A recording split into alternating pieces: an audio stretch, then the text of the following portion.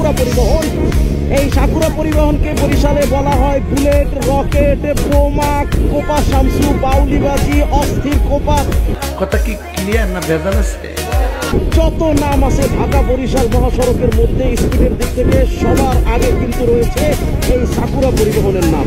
হ্যাঁ, অনেক পরিবহন অতীতে এসেছে গিয়েছে, নতুন এখন বর্তমানে অনেক পরিবহন তার প্রতিদ্বন্দ্বী হিসাবে রয়েছে। তবে স্পিডের ক্ষেত্রে এখন পর্যন্ত ঢাকা বরিশালে নামের মধ্যে সেরা এই সাকুরা পরিবহন।